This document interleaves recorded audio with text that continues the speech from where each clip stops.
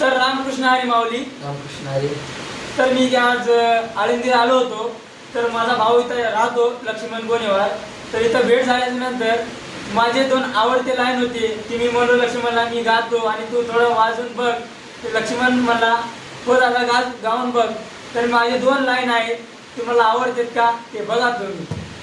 आळंदी हे गाव